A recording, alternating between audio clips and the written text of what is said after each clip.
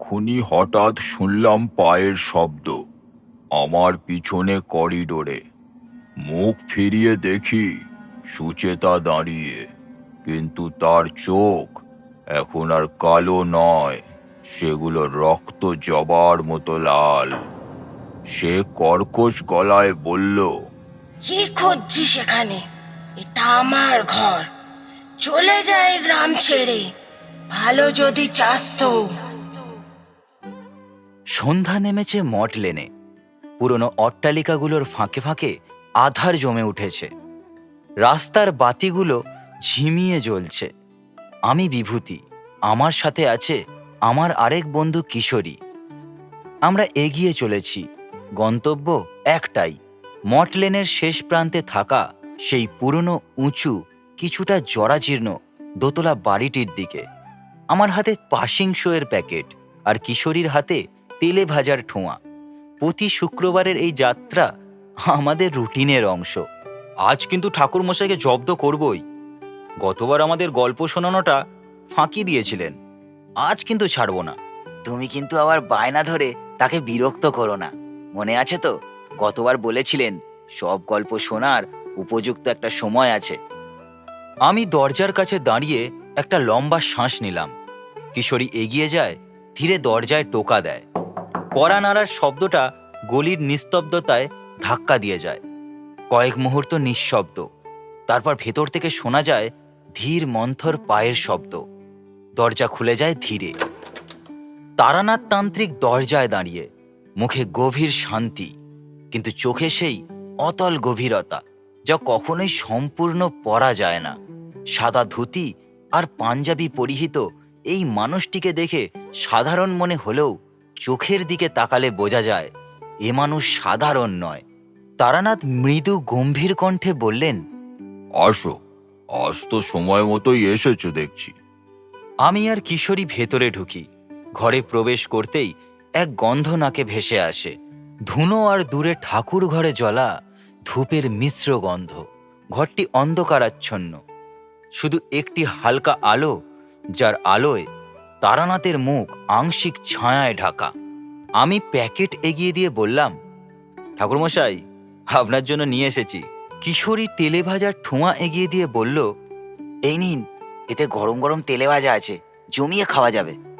তারানাথ একটু হাসলেন, খুব অল্প। তিনি প্যাকেটগুলো নিয়ে উঠে পড়লেন, তারপর বললেন, তোমরা একটু বসো, আমি চারিমাকে বলছি তোমাদের জন্য চা এবং জলযোগের ব্যবস্থা করতে। কিছুক্ষণের মধ্যেই তারানাথ ফিরে এলেন, তারপর বললেন, তোমাদের আমার প্রতি এই যত্নের জন্য ধন্যবাদ। আগে কিছু খাওয়া যাক, তারপর না হয় গল্প বলা যাবে।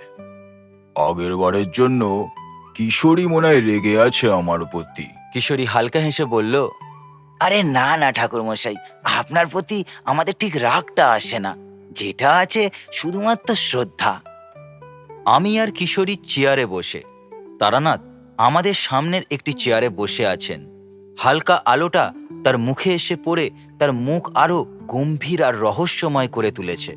তা কিশোরী, তুমি তো আগের বার বলেছিলে তুমি ভূত প্রেতে বিশ্বাস করো না, যুক্তিও দিয়েছিলে কত সব। কিশোরী হেসে বলল, হ্যাঁ ঠাকুরমশাই, এখনো করি না, আসলে বিজ্ঞানের যুগে এইসব।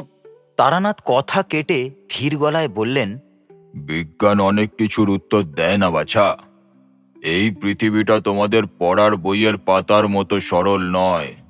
কিছু পাতা এমন আছে যা লেখা থাকে অদৃশ্য কালিতে, শুধুমাত্র নির্দিষ্ট কিছু চোখই তা পড়তে পারে। তখনই চা আর মুড়ি মাখা নিয়ে ঘরে চারি প্রবেশ করে। আমি তাকে দেখে জিজ্ঞেস করলাম, কেমন আছিস মা? সে হেসে উত্তর দিল, হ্যাঁ কাকা বাবু, আমি ভালো আছি। আপনি কেমন আছেন? ভালো আছি রে মা। চারি চলে গেল। তারপর আমরা চায়ে চুমুক দিলাম এবং মুড়ি তুলে নিয়ে বললাম, তা ঠাকুরমশাই, আজ একটা ভয়ঙ্কর কিছু শোনান না। তারানাথ গম্ভীর গলায় বললেন, আমি আজ যে গল্প শোনাবো তা শুধু কোনো কল্পকাহিনী নয়। এটা আমার জীবনে ঘটে যাওয়া এক মর্মান্তিক ঘটনা, যা আজও আমাকে রাতে ঘুমোতে দেয় না। আমি আর কিশোরী নিশ্চুপ। শুধু তাকিয়ে আছি তারানাথের দিকে। আমাদের কৌতূহল এখন ভয়ের সীমানায় দাঁড়িয়েছে। এ কথা তো অনস্বীকার্য যে যতই ভূতে অবিশ্বাস থাক, তারানাথের বলা কাহিনীগুলো আলাদাই মনে দাগ কেটে যায়। তারানাথের চোখে আমরা দেখতে পাই এক অস্বাভাবিক দীপ্তি। তারানাথ বলতে লাগলেন, এটা অনেক বছর আগের কথা। তখন আমি সবেমাত্র সংসার জীবনে পদার্পণ করেছি। অভিজ্ঞতা তন্ত্র সাধনা নিয়ে মারাত্মক রকমের। ভেবেছিলাম পৃথিবীর সব রহস্যের সমাধানই আমি করতে পারি, কিন্তু সেই জমিদার বাড়িটাই আমাকে প্রথম শিখিয়েছিল মানুষের সীমা কতটুকু। তারানাথ একটু থামলেন। তিনি জানালার দিকে তাকান, যার বাইরে মঠ লেনের রাত নিশ্ছিদ্র অন্ধকারে মোড়া। তিনি যেন সেই রাতেই ফিরে গেছেন, যে রাত কখনো তার জীবন থেকে মুছে যায়নি। তারানাথ আবার বলতে লাগলেন, স্থানটা ছিল রাধাকান্তপুর। ঘটনার কেন্দ্রে ছিল সেখানকার জমিদার হরিনারায়ণ চৌধুরীর জমিদার বাড়িটি, আর সেই বাড়ির 3 তলায় থাকা একটি ঘর, যার দরজা বছরের পর বছর বন্ধ থাকার কথা ছিল। তারানাথ আবারও থামেন। এবার তার দৃষ্টি আমার আর কিশোরীর দিকে। তার কণ্ঠ যখন আবার শোনা যায়, তখন সেটা যেন আরো নিচু, আরো গম্ভীর। সেই ঘরটি খুলেছিল জমিদার বাড়ির সবচেয়ে নতুন সদস্য, ছোট কর্তার নববধূ। একেবারে নতুন, কৌতূহলী, নিরীহ একটি মেয়ে। সে জানতো না কিছু দরজা আছে যেগুলো খোলার অর্থ হলো নিজের জন্য নরকের দরজা খুলে দেওয়া। বাইরে হঠাৎ একটা বিড়ালের চিৎকার শোনা যায়। আমি আর কিশোরী একসাথে চমকে উঠি। ঘরের মধ্যে আলোটা একবার জোরালো হয়ে উঠে আবার ম্লান হয়ে যায়। তারানাথ তার চেয়ারে সোজা হয়ে বসেন। তার 2 হাত মুড়ে আসে তার ধুতির আঁচলে। তা তোমরা কি শুনতে চাও সেই গল্প, যে গল্পের শেষ আমি নিজে দেখেছি এবং যা আজও আমাকে চিন্তিত করে? আমি মাথা নেড়ে সম্মতি জানাই। কিশোরী তার হাত দুটি জড়ো করে রাখে তার বুকে। সে কিছু বলে না, কিন্তু তার চোখের দিকে তাকালে বোঝা যায় উত্তর হ্যাঁ। তাহলে মন দিয়ে শোনো, এবং যেটা শুনবে তা কখনো ভুলো না, কারণ এ গল্পের শিক্ষা হলো অতিরিক্ত কৌতূহল কখনো ভালোর দিকে নিয়ে যায় না, বরং তা তোমাকে এমন এক জগতে টেনে নিয়ে যেতে পারে যেখান থেকে ফেরার পথ খুবই ক্ষীণ। তারানাথ গভীর শ্বাস নেন। তিনি শুরু করতে যাচ্ছেন সেই ভয়ঙ্কর অভিজ্ঞতার কথা, যা তার তান্ত্রিক জীবনের সবচেয়ে কঠিন পরীক্ষা ছিল। সেদিন ছিল ভাদ্র মাসের এক বিকেল। বৃষ্টি হচ্ছিল অবিরাম। আমার কুটিরের দরজায় তখন জোরালো কড়া নাড়ার শব্দ। দরজা খুলতেই দেখি জমিদার হরিনারায়ণ চৌধুরীর ব্যক্তিগত চাকর রঘু দাঁড়িয়ে, ভিজে কাদায় লেপ্টে, তার চোখে এক আতঙ্ক। চাকরটি হাত জোর করে বলল, ঠাকুর মশাই, জমিদার বাবু আপনারে ডেকেছেন, খুব জরুরি। আমি জিজ্ঞেস করলাম, কি সমস্যা? সে শুধু মাথা নেড়ে বলল, বাড়িতে ঘোর বিপদ ঠাকুর মশাই। বাড়ির নতুন বউয়ের সাথে অস্বাভাবিক সব ঘটনা ঘটছে। দয়া করে আপনি চলুন। বাইরে বাতাস বয়ে যায়। পুরনো জানালার কাঁচ কাঁপতে থাকে। কিশোরী নিজের অজান্তেই আমার হাত চেপে ধরে। আমি কোনো প্রশ্ন না করেই তার সাথে রওনা দিলাম। রাধাকান্তপুরের জমিদার বাড়ির কথা শুনেছি। বিশাল, প্রাচীন এবং কিছু গল্প প্রচলিত আছে। সাধারণ মানুষের মুখে যেমনটা শোনা যায় আর কি। কিন্তু জমিদার নিজে কখনো কোনো সাহায্য চাননি, তাই বুঝেছিলাম ব্যাপারটা গুরুতর। বাড়িতে পৌঁছেই বুঝতে পারলাম বিপদটা। তোমরা তো জানো, মধুসুন্দরী দেবীর কৃপায় আমার মধ্যে বেশ কিছু ক্ষমতা আছে। কোথাও কোনো বিপদ থাকলে তা আমি আগেই আন্দাজ করতে পারতাম। এইবারও সেটাই হলো। জমিদার বাড়িতে পদার্পণ করতেই আমি বাতাসে একটা গন্ধ পেতে লাগলাম, আর একটা কালো মেঘ আমি বাড়ির চারপাশে ঘুরতে দেখলাম। তারানাথ হঠাৎ থামলেন এবং পাসিং শোয়ের প্যাকেট থেকে আরও একটি সিগারেট ধরালেন। তারপর আবার বলতে শুরু করলেন। জমিদার বাবু আমাকে দেখার সাথে সাথেই সে এক আলাদা রকমেরই খাতির করতে লাগলেন। আমায় নিয়ে গেলেন ওনার বৈঠকখানায় এবং চাকর রঘুকে বললেন, এই রঘু, যা ঠাকুর মশাইয়ের জন্য জল খাবারের ব্যবস্থা কর। আমি বললাম, আরে ঠিক আছে, এত ব্যস্ত হওয়ার কিছু নেই। আপনি আমায় আগে সমস্যাটা খুলে বলুন তো। তিনি এবার বলতে শুরু করলেন। ঠাকুরমশাই সব কিছু ঠিকই ছিল জানেন। আমার ছোট ছেলে রাঘব বিয়ে করেছে এই 3 মাস হবে। ছেলের জন্য খুঁজে খুঁজে অনেক ভালো ঘরের মেয়ে আনলাম। নাম সুচেতা। বৌমা আমার খুবই ভালো মেয়ে, হাসি খুশি মিশুকে। কিন্তু হঠাৎ কয়েকদিন ধরে তার মধ্যে এক পরিবর্তন এসেছে। কথা বলে না, খেতে চায় না, রাতে ঘর থেকে বেরিয়ে যায়। এসবের কারণ আমি কিছুই বুঝতে পারছি না ঠাকুরমশাই। এমনকি গ্রামের লোকেদেরও কেউ কেউ তাকে রাতে ভাগাড়ে ঘুরে বেড়াতেও দেখেছে। আমি বললাম, তা আপনি কি কিছু সন্দেহ করেন, বা এমন কি কিছু পুরনো ইতিহাস লুকিয়ে আছে এই বাড়িতে? কারণ আমি প্রবেশ করার সময় কিছু বিপদের লক্ষণ দেখেছি এই বাড়িতে। হ্যাঁ ঠাকুরমশাই, আপনাকে মিথ্যে বলবো না, এ বাড়ির একটা লোকানো ইতিহাস আছে বটে। আমার পিতার আমলে কিছু একটা অঘটন ঘটেছিল এই বাড়িতে। কি ঘটেছিল, কি বৃত্তান্ত, সেটা আমি বিশদে জানি না। তবে এটা জানি, বাড়ির 3 তলার ঘরের দরজা খোলা আমাদের নিষিদ্ধ ছিল এবং দীর্ঘদিন ধরে সেই ঘর বন্ধই পড়ে আছে।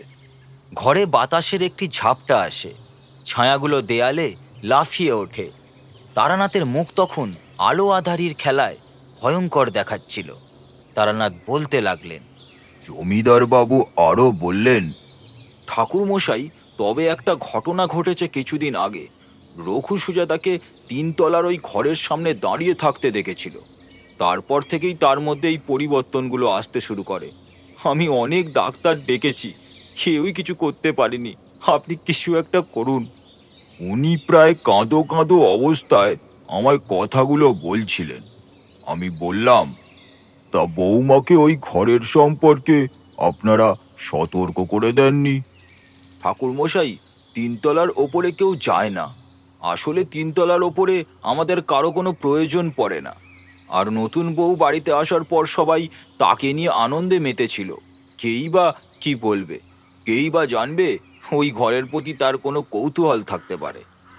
আমি তখন বললাম, আমাকে একবার আপনার বৌমাটিকে দেখাতে হবে এবং আপনার সেই ঘরটিও দেখতে হবে।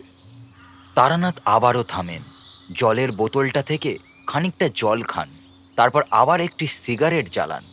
তারপর পরের কথা যখন আসে, তা শোনার জন্য আমায়ও কিশোরীকে আমাদের সর্বোচ্চ ধৈর্য ধারণ করতে হয়। তারানাথ আবার বলতে লাগেন। জমিদার বাবু আমাকে প্রথমে সুচেতার ঘরে নিয়ে গেলেন। সন্ধ্যা তখন গড়িয়ে রাত নামছে। ঘরে একটি মোমবাতি জ্বলছিল, আর সেই আলোয় খাটের ওপর বসেছিল সুচেতা, আমার দিকে একটি কুরুচিকর দৃষ্টিতে তাকিয়ে। দেখেই বোঝা যায় আমার এই হঠাৎ আগমন তার বিশেষ ভালো লাগেনি। সে আমার দিকে একদৃষ্টে তাকিয়ে রইল। তার চোখের মণি দুটি এবার আমি লক্ষ্য করলাম, যা অস্বাভাবিক রকম কালো। যতটা সাদা অংশ থাকা দরকার ততটা নেই। আমি প্রশ্ন করলাম, তা মা, এখন তোমার শরীর কেমন আছে? সে কোনো উত্তর দিল না। আমিও তাকে আর জোর না করে বেরিয়ে এলাম। বাইরে আসতেই জমিদার বাবু আমায় বললেন, তা কি বুঝছেন ঠাকুরমশাই, ও ঠিক হয়ে যাবে তো? আমি বললাম, দেখুন, ওর ওপর যে প্রেত বাসা বেঁধেছে সে অত্যন্ত শক্তিশালী। আগে আমায় সব বিশ্লেষণ করে দেখতে হবে। তারপরই আমি কিছু সিদ্ধান্ত নিতে পারবো। আমার গলার স্বর শুকিয়ে গেছে, শুধু ফিসফিস করে বললাম, তারপর? আমি জমিদার বাবুকে বললাম আমায় কালকেই ওই ঘরটায় নিয়ে যাবেন। আজ রাতে আর যাওয়াটা ঠিক হবে না। জমিদার বাবু বললেন, ঠিক আছে ঠাকুরমশাই, আপনি যেমন বলবেন। এখন চলুন, আপনার বিশ্রাম আর সামান্য কিছু আহারের বন্দোবস্ত করি। তোমরা তো জানোই, জমিদার বাড়ি হলে তার সামান্য বন্দোবস্তটাও কেমন হয়। হা হা। যাই হোক, আহার সম্পূর্ণ করে রাতে শুতে গেলাম। শোয়ার আগে গাত্রবন্ধন করে নিলাম। রাতটা কাটলো নির্দ্বিধায়। এটা শুনেই বুঝলাম তারানাথ এবার গল্পের মূল অংশে ঢুকবে। তারানাথ ধীরে ধীরে উঠে দাঁড়ান। তিনি ল্যাম্পের দিকে এগিয়ে যান এবং সেটিকে সামান্য উজ্জ্বল করে তোলেন। আলো বাড়ার সাথে সাথে ছায়াগুলো সরে যায়, কিন্তু ভয়টা সরে না। তারানাথ বললেন, তা তোমাদের জন্য চা আনতে বলি? গল্প যে এখনো দীর্ঘ। আমি আর কিশোরী নড়ি না, শুধু তাকিয়ে থাকি। উত্তর স্পষ্ট, থামতে নারাজ। তারানাথ আবার বসেন। তিনি জানেন আমরা আর এখন চায়ের প্রতি নয়, বরং তার গল্পের পরবর্তীটা শুনতেই বেশি আগ্রহী। তারানাথ বলতে লাগলেন, জমিদার বাবু আমায় সকালে নিয়ে গেলেন 3 তলার সেই ঘরে। সিঁড়ি বেয়ে উঠতে উঠতে বয়সের ভারে স্তম্ভগুলো যেন কেঁপে উঠছিল। শেষ সিঁড়ির মুখে একটা লোহার কড়া দেয়া দরজা, তালা বন্ধ। জমিদার বাবু বললেন, দেখুন ঠাকুরমশাই, তালা সেই একইভাবে বন্ধ। এই লাল কাপড়টা কোনো এক তান্ত্রিক মন্ত্র বলে বন্ধ করে সেই প্রেতকে এই ঘরে আটক করেছিল। আমি দরজার সামনে দাঁড়ালাম। কাঠের দরজায় পুরনো নকশা, কিন্তু তালাটা দেখে মনে হলো না সেটা বহুদিনের বন্ধ। দেখে মনে হলো বেশ কিছুদিন আগেই সেটা খোলা হয়েছে। হাত দিতেই ঠান্ডা একটা স্পর্শ পেলাম, বরফের মতো ঠান্ডা। শুধু দরজা নয়, পুরো করিডোরই যেন এক বরফ খণ্ড। জমিদার বাবু বললেন, কি বুঝছেন ঠাকুরমশাই? আমি বললাম, আমি একা ভেতরে যাব, আপনি নিচে নেমে যান। দরজা বন্ধ করে দেবেন, আমি ডাকলে খুলবেন। জমিদার বাবু যেতে চাইলেন না, কিন্তু আমার আশ্বাসে শেষে তিনি নিচে নেমে গেলেন। দরজা খুললাম। ভেতরে অন্ধকার, জানালা বন্ধ, কাঁচে ময়লা আর জালের পুরু আস্তরণ।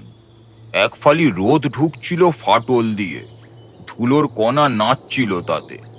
ঘরটা খালি, শুধু এক কোণে একটা ভাঙা কাঠের পিঁড়ি, আর দেয়ালে দেয়ালে কিছু অদ্ভুত আঁচড়ের দাগ, যেন কেউ দীর্ঘদিন আঙুল দিয়ে দেয়ালের গায়ে আঁচড় কেটেছে মুক্তির আশায়। তখনই হঠাৎ শুনলাম পায়ের শব্দ আমার পেছনে করিডোরে।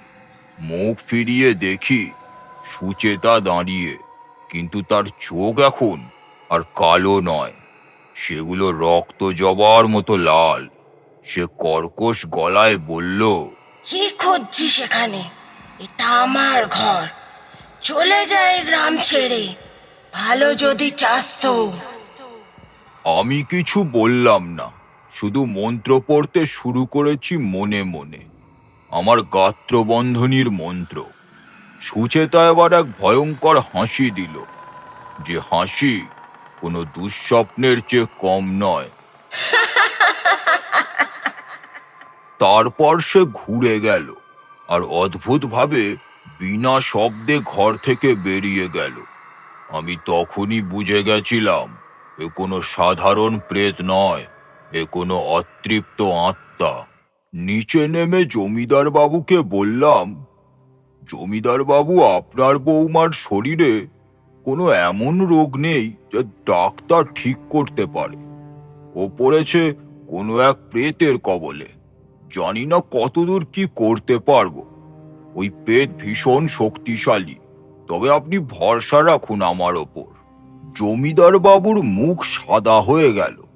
তিনি বললেন, কিন্তু ঠাকুরমশাই কেন দখল নিয়েছে? কি চায় সে? আমি বললাম, যে এই ঘরে বন্দি ছিল বহুকাল, সেই আপনার বৌমার শরীরে দখল নিয়েছে। অতীতে তার সাথে কোনো অন্যায় হয়েছিল, যার প্রতিশোধ সে এখন নিতে চায়। শুধু এতটুকু জানি, সে সফল হলে আর কিছুই বাঁচবে না। বাইরে তখন ঝড় উঠেছে, জানালা দিয়ে বাতাস ঢুকছে। আমি আর কিশোরী নড়তে পারছি না। মনে হলো তখন যেন আমরা 3 তলার সেই ঘরে দাঁড়িয়ে। তারানাথ চোখ বন্ধ করে তারপর বললেন, সেই রাতেই আমি দেখলাম এক বিভীষিকা, যেটা দেখার জন্য আমি মোটেও প্রস্তুত ছিলাম না। আমি সবে রাতের আহার করে শুতে এসেছি। আলোটা নিভিয়ে যেই শুতে যাব, অমনি দেখি বারান্দার জানালার রড দুটো ধরে সেই প্রেত দাঁড়িয়ে আছে আমার দিকে তাকিয়ে, আর গর্জন করছে ভীষণ রাগে। আমি সাথে সাথে মন্ত্রপাঠ শুরু করলাম। মন্ত্রপাঠ শেষে চোখ খুলতেই দেখি কোথাও কিছু নেই। তখনই স্থির করলাম আর বেশি দেরি করা ঠিক হবে না। পরের দিন সকালবেলায় আমি জমিদার বাবুকে ডেকে বললাম, দেখুন জমিদার বাবু, আমার মনে হয় আর বেশি দেরি করা ঠিক হবে না। আপনি সমস্ত কিছু যা যা আমি বলছি তাড়াতাড়ি আনানোর ব্যবস্থা করুন।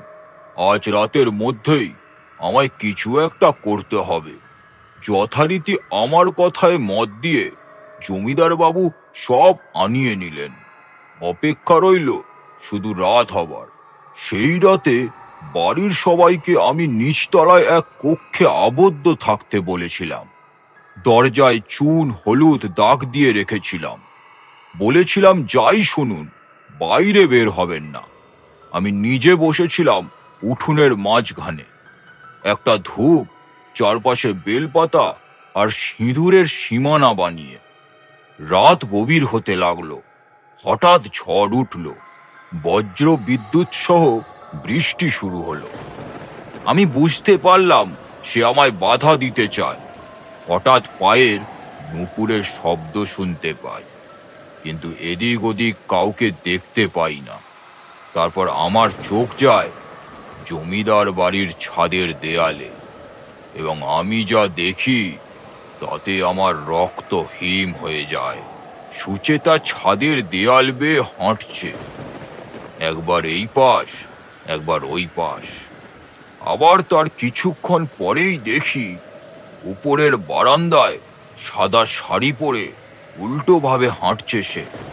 মাথা নিচে ঝুলছে, চুলগুলো মাটিতে লোটাচ্ছে, হাত পা দেওয়ালে অস্বাভাবিকভাবে আটকে, ঠিক মাকড়সার মতো। সুচেতা? না, ওটা সুচেতা ছিল না। এবার সে দেয়াল বেয়ে নিচে নামছে উল্টোভাবে। তার মুখটা আমার দিকে, চোখ দুটো জল জল করছে অন্ধকারে, কুচকুচে কালো। আমার খুব কাছাকাছি এসে সে থামলো, ঘাড় উল্টিয়ে বলল, কি রে, তোকে সাবধান করেছিলাম আমি, শুনলি না তাই না? এবার ওদের সাথে তুইও মরবি আমার হাতেই। আমার খুনির বংশধরদের তুই বাঁচাতে এসেছিস? আমি চোখ খুলে বললাম, তুই কে? সে আবার এক লাফে দেয়ালে আটকে গেল উল্টে, যেন দেয়ালের সাথে তার লৌহ আর চুম্বকের সম্পর্ক। সে এবার বলল, আমি ছিলাম জমিদার বাবুর বাপের স্ত্রী, জমিদার রাধাকান্ত। থু থু, নামটাও নিতে আমার ঘৃণা হয়। ওই জমিদার ছিল এক শয়তান। মেয়ে মানুষ, জুয়া, মদ ছিল তার নেশা। একদিন সে বাড়ির কাজের লোকের সাথে নোংরামি করতে হাতে নাতে ধরা পড়ে আমার কাছে। যাতে সে কথা পাঁচকান না হয় তার জন্য গলা টিপে খুন করে আমায় ওই 3 তলার ঘরেই। আমি বললাম, এদের এতে কোনো দোষ নেই, এরা নিরীহ মানুষ। যে পাপ করেছে সে নিশ্চয়ই ভগবানের কাছে তার শাস্তি পেয়েছে, কারণ পাপ কখনো নিজের বাপকেও ছাড়ে না। সুচেতার মুখ বিকৃত হয়ে গেল, নখগুলো লম্বা হয়ে উঠল, দেয়ালে আঁচড় কাটতে লাগলো। সে বলল, চেষ্টা কর দেখি, আটকে দেখা দেখি আমায়। তারপর সে লাফ দিল সরাসরি আমার দিকে, কিন্তু আমার টানা সীমানা ছাড়িয়ে সে আসতে পারল না। ধাক্কা খেয়ে উল্টো দিকে ছিটকে পড়ল দেয়ালে এবং গর্জন করে উঠল। পুরো বাড়ি তাতে কেঁপে উঠল। দরজা জানালা বন্ধ খোলা হতে লাগলো। হঠাৎ কয়েকজন মানুষের চিৎকার শুনলাম। সে আবার দেয়াল বেয়ে উঠে গেল ছাদের দিকে। যেতে যেতে চিৎকার করে বলল, আজ রাত শেষ না হতেই সব শেষ করব। প্রথমে নিচের সবাই, তারপর পুরো গ্রাম। আমি তাড়া করলাম না, জানতাম ব্যর্থ হব, কারণ ওটা আর মানব দেহ নেই, পুরোপুরি ওই প্রেতের খেলার পুতুল। নিচে নেমে জমিদার বাবুকে বললাম, শুনুন জমিদার বাবু, শুনতে খারাপ লাগলেও এটাই সত্যি যে এই প্রেত আপনার পূর্বপুরুষের করা এক পাপের ফল। এটাকে শুধু তাড়ানো যাবে না, এটাকে ফের বন্দি করতে হবে সেই 3 তলার ঘরেই। জমিদার বাবু কাঁদতে লাগলেন। ঠাকুর মশাই, আমি তো সে ব্যাপারে কিছু জানি না, কি করতে হবে আপনি বলুন আমায়। সবার আগে বাঁচাতে হবে সুচেতাকে। তার দেহ এখন আর বেশিক্ষণ টিকবে না।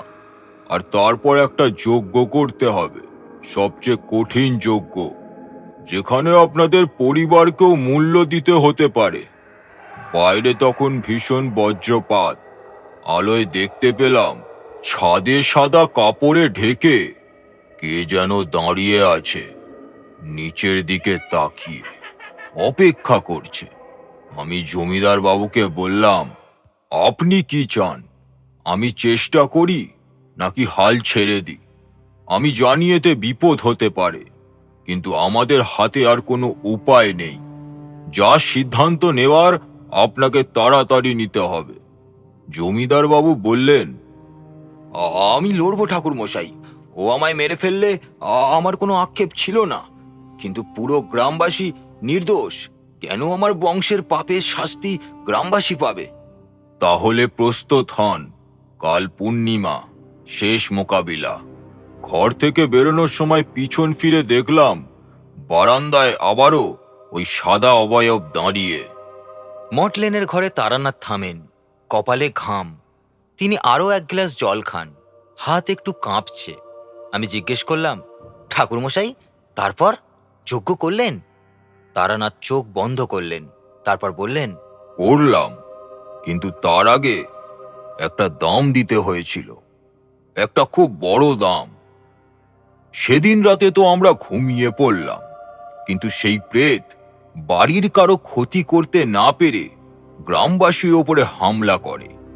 কারো গরু অর্ধেক খেয়ে ফেলে গেছে, তো কারো ছাগলের মাথা নেই।